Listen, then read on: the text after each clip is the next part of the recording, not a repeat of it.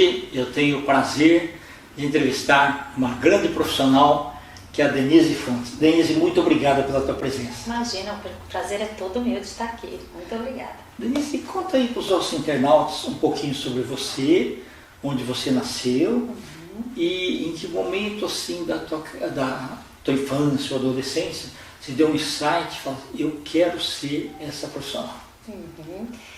Eu sou de São Paulo mesma, nascida aqui em São Paulo, família, tudo descendente de italiano, lógico, um bom paulista, né? Mas sou aqui de São Paulo.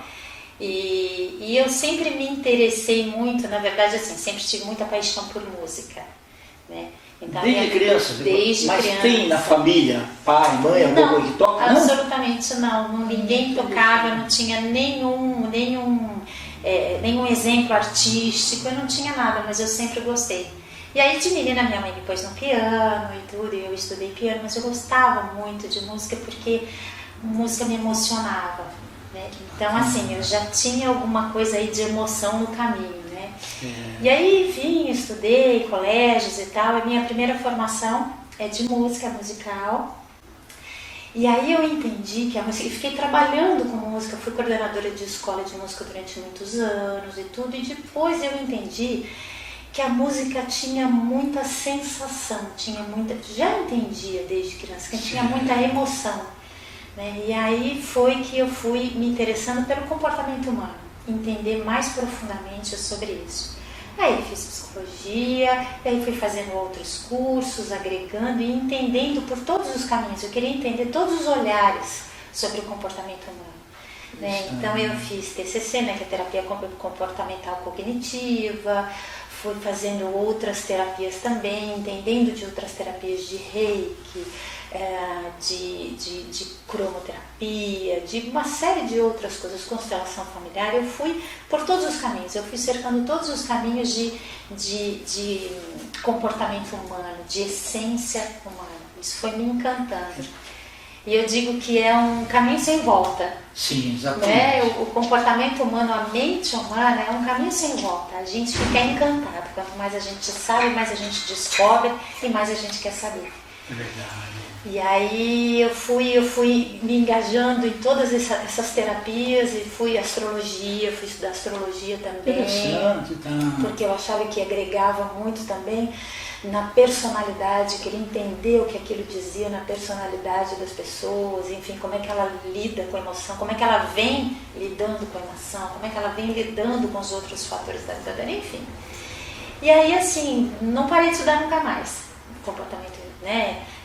Fui estudar fora, fiquei em Londres uma temporada com um grupo de estudos de comportamento, de psicanálise também, né? Fiz uma temporada no Canadá também com um grupo de estudos para saber sobre os expatriados, como é que era os vazios que eles tinham, além do vazio familiar, como é que eles davam com os outros vazios, vazio cultural familiar, como é que era a solidão. Então assim, foi muito agregador, né?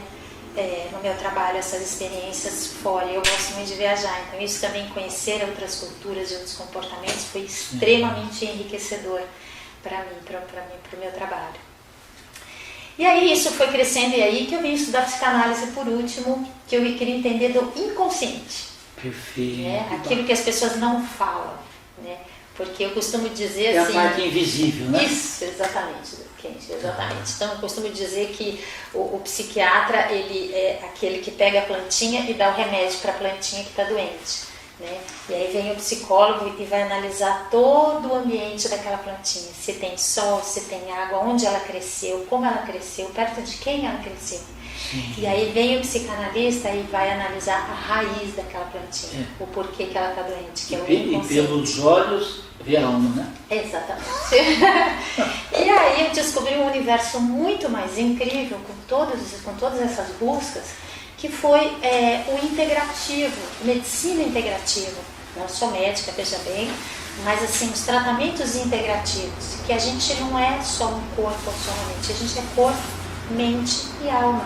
Sim, e que o ser humano tem que tratar tudo. Né? Que não funciona uma coisa só, que não funciona só tomar um remedinho, um antibiótico e ficar bom. E você falou uma coisa muito certa, muitas vezes a pessoa pega e fala assim, eu vou tratar, fica numa academia um tempo, mas ele tem um vazio ainda. Isso, Kenji. aquilo não se preenchia. Exatamente, né? Então foi aí que eu entendi essa tríade de integrativo, que é o corpo, mente e alma. Foi aí que eu fui me especializando, né, através de outros cursos, de outras vivências, de outras pessoas, de outras experiências, sobre o integrativo, né? Então, e o inconsciente, que eu acho encantador, que tudo aquilo que a gente não consegue dizer é onde estão os vazios, onde está a solidão, onde estão as disfunções emocionais. Porque, na sua opinião, por que as pessoas não gostam de expor os seus medos?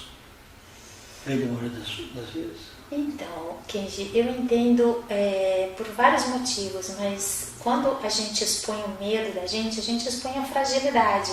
A vulnerabilidade. E aí a gente tem um grande problema, um grande medo de ser rejeitado.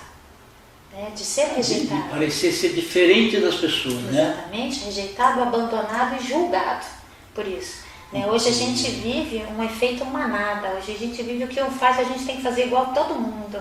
E quando você parece que está fora. Exatamente, e se você faz fora, se você tem medo de expor uma ideia, um comportamento, um projeto, alguma coisa, você pode ser julgado, você pode ter medo de ser abandonado, excluído, julgado, enfim. É verdade, então, e isso acontece nas redes sociais também, porque normalmente o pessoal só coloca a parte boa. Sim. Aí de repente vai uma exposição meio ruim ali, nossa, a pessoa, se for pessoa pública, perde seguidores, perde dinheiro, né? Perde dinheiro também. Hoje isso tem um valor econômico, a imagem que a gente passa tem um valor econômico. Né? Você veja, a gente tem uma nova profissão, né, que são os influenciadores, isso se tornou uma profissão. Né? Então, se um influenciador ele demonstra uma fragilidade, um medo, uma disfunção emocional qualquer, ele perde seguidores, ele perde, né? E perde dinheiro também. E perde dinheiro também. Certo. Hoje virou um grande negócio. E fora isso, que a imagem que ele passa depois para os internautas, a imagem ruim se propaga muito rápido, né? Exatamente. Muito mais do que imagem boa. Exatamente. As pessoas têm curiosidade, uma curiosidade mórbida de saber da parte sombra das pessoas. Sim. E é um absurdo, né? Uma grande bobagem, porque todo mundo tem um lado sombra. Ah, sem dúvida, é verdade. Todo mundo tem um lado luz e tem um lado sombra. Sim. Depende do ambiente onde você estiver, depende da história que você tiver, você vai desenvolver o seu lado luz ou o seu lado sombra. Ok. Né? E grande parte das pessoas, muitas vezes assim, não foram acostumadas a ter um plano B também. Sim. E aquelas que ficaram muito na zona de conforto e de repente, ou por perda de um emprego, sim, ou assim, separação de famílias, ou assim, os filhos que abandonam, essas coisas assim, perde o chão. Sim. A estrutura que a pessoa fica abala muito. Abala muito. Né? A gente tem duas situações, né, Kenji? A gente tem uma situação onde a gente deixa os sonhos lá para trás, né? Eu digo que quando a gente chega aqui, a gente chega com um presente, que é o talento essencial, que é o propósito, o talento essencial que a gente veio para exercer, para executar aqui, né? E quando a gente, por algum motivo, ou influência de pais, ou porque ouviu, isso não dá dinheiro, faça isso, faça aquilo, ou por uma questão financeira de sobrevivência, enfim, por N motivos, ela se desvia desse plano lá, que seria o seu talento essencial. Quando ela chega nos seus 40 anos, 50 anos, ela se sente extremamente frustrada e infeliz, né? Não consegue mais dar continuidade àquele trabalho ou àquela profissão, porque ele deixou o talento de verdade lá para trás. Essa é uma situação. E causa uma frustração também. Totalmente. Né? Isso é uma situação. E a outra situação é uma questão mesmo de sobrevivência, de você estar ali dedicado, você estar ali trabalhando e de repente você perde aquela segurança, né? Então, aquilo você te faz perder o chão. Mas muitas vezes ela está ali naquela segurança, achando que está bom. E eu costumo dizer que não é na zona de conforto, é a zona de desconforto. Sim. Porque muitas vezes ele está ali, mas não está bom. É uma zona de autodestruição, não está bom. Às vezes é aquele negócio uma linha imaginária entre o fracasso e o sucesso. Exatamente. exatamente. Mas o medo, né, todos os medos que envolvem essas mudanças. A insegurança. Isso, porque eu sempre falo assim, quando a gente escolhe uma coisa, nós renunciamos a outra. Sim. Naquele momento. Sim, toda escolha tem uma renúncia, exato, sem dúvida nenhuma. Né? Mas quando a gente puder, né, sei lá, isso pode ser uma dica aqui, quando a gente puder tentar ser o mais próximo da gente, mais genuíno nessa escolha, sim, a probabilidade de acerto, de ser assertivo é muito maior. Né? Então, por isso, ser honesto com a gente é uma coisa muito importante. Isso, né? Sem dúvida, sem dúvida. Ser genuíno, ser honesto. Só que muitas vezes, né, você pode me perguntar, né, Kendi, mas como é que eu não sei o que eu quero, eu não sei qual é o meu talento essencial, eu não sei para o que eu vim, né? Em algum momento a vida vai te contar. Né? Em algum momento você vai ter uma dica, em algum momento você vai ter uma intuição, em algum momento você vai ter alguma dica da vida que ele vai te contar. Que às vezes é no final da vida, né? Mas não é tarde. Sem dúvida, é verdade. Tarde é depois que a gente fecha o olho. Né? Mas eu acho que ainda não é tarde. Eu acho que sempre dá para mudar de profissão. Eu acho isso incrível, as possibilidades que a gente tem. Sim. Sempre dá para fazer outra escolha, sempre dá para tentar se estruturar, né? Abrir mão de algumas coisas, fazer escolhas, né? Por ali na balança. Mas eu acho que sempre é possível. Sempre é possível achar um caminho de realização. Principalmente nessa época agora de pandemia, existe muita insegurança das pessoas. Né? O que nesse momento, assim, uma pessoa que está sem chão, o que um psicanalista poderia ajudá-lo, pelo menos a deixar ele pisar no chão para ter reflexão do que fazer? Eu acho que a primeira coisa, talvez, que a gente possa se fazer algumas perguntas, né? Primeiro a gente juntos chegar a fazer algumas perguntas. O que me trouxe até aqui, aonde eu estou? O que me faz feliz? O que me realiza, me faz o meu olho brilhar? Por que eu não estou neste lugar de realização? O que impediu com que eu chegasse a esse lugar? E o que eu posso fazer, uma meta bem pequenininha, né, tijolinho por tijolinho, degrau por degrau, para chegar nesse lugar de realização, de trabalhar ou de fazer aquilo que o meu olho brilha, né, que o meu coração, que eu sinto orgulho de mim. Então, primeiro a gente se fazer essas perguntas. Muito importante, porque assim, muitas vezes a gente foi acostumado a responder perguntas, mas não fazer perguntas. E outra coisa, não adianta ficar se culpando. O leite derramado já foi. Que a gente faz o que é possível naquele momento, né? A gente não pode se culpar que fez errado. A gente fez o que era possível para sobreviver naquele momento. Isso, exatamente. A gente fez o que era o certo naquele momento, entre aspas, né? Mesmo que depois, mais para frente, a análise da situação poderia ter excluído o caminho. Sim. Mas naquele momento, com as circunstâncias que tinha, com a minha maturidade, era aquilo. Exatamente. E aí a busca de um autoconhecimento, né? Então, assim, primeiro a gente faz essas perguntas, depois buscar da forma que for possível, e hoje existem muitas formas possíveis de se autoconhecer, de fazer uma terapia, seja ela qual for o tipo de terapia, seja ela qual for esse autoconhecimento, para se entender, para entender aquilo, o porquê, para não se culpar, não trazer culpa, né? Para entender aquilo que eu gosto, aquilo que eu vim fazer, aquilo que me faz feliz, aquilo para a gente se conhecer.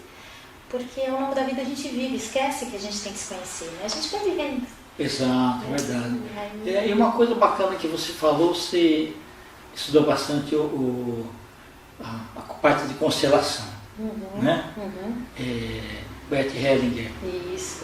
E que realmente o mundo é de física quântica, de energia. Muito. Né? E que ali você pode buscar respostas daquilo que você não enxerga. Exatamente. É uma questão sistêmica ali, né? Exatamente. Que a gente pode conseguir boas respostas ali. E quando a gente, aí vamos entrar na física quântica um pouquinho, quando a gente consegue achar algumas respostas e elevar esse padrão vibratório, a gente abre uma porta. E é interessante quando abre essa porta, ver uma energia boa. Exatamente. Daquele negócio assim, ontem eu não acreditava, agora falar eu acredito. Coragem. Ela começa a entrar pela porta. Exatamente. Né? Na tal da coragem, abre a porta, ela começa a entrar. E quando você vê a coragem, vem uma vibração positiva, né? E vem também assim, eu posso enfrentar desafio. Né?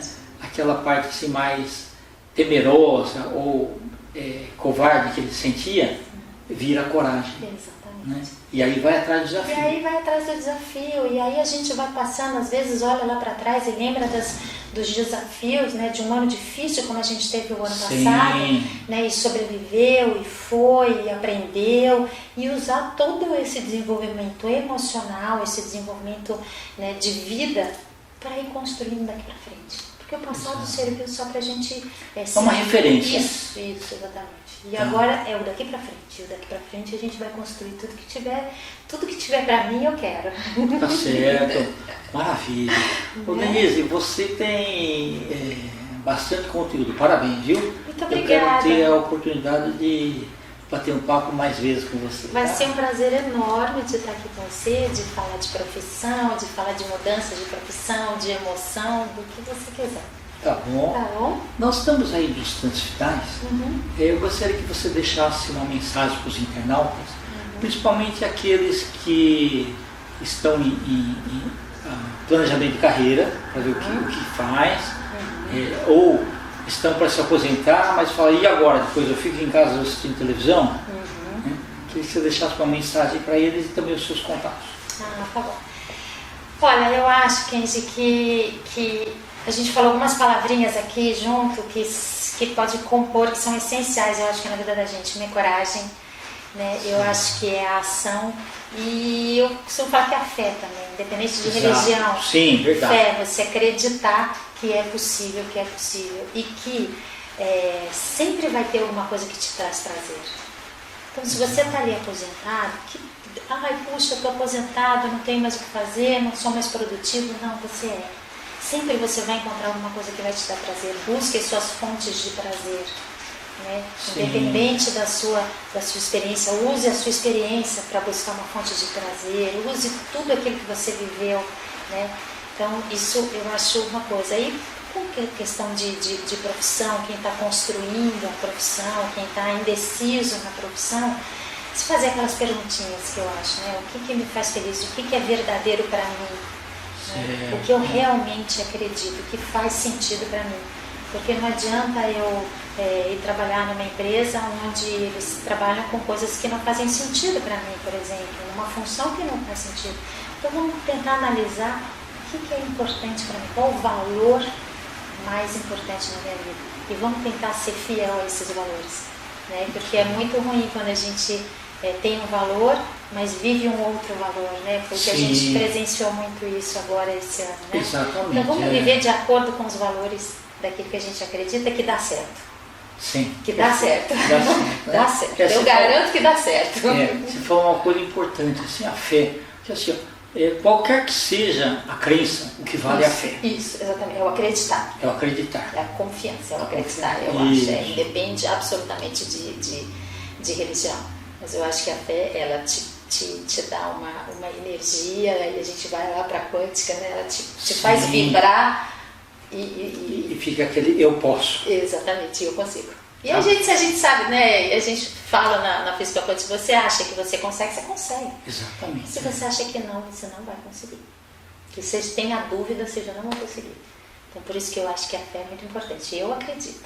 Sem dúvida. Quer deixar seus contatos? Olha, o meu telefone para a gente marcar sessões, entrevistas, enfim, é 11 98513 1227. O meu Instagram é Denise Fontes, com 2 S no final, e o Facebook é Denise Fontes, tá bom? Então, ainda fiquem à vontade com esses contatos, que eu atendo em qualquer um deles. Perfeito. Tá bom? Muito obrigado. Muito obrigada a você, que foi um enorme prazer.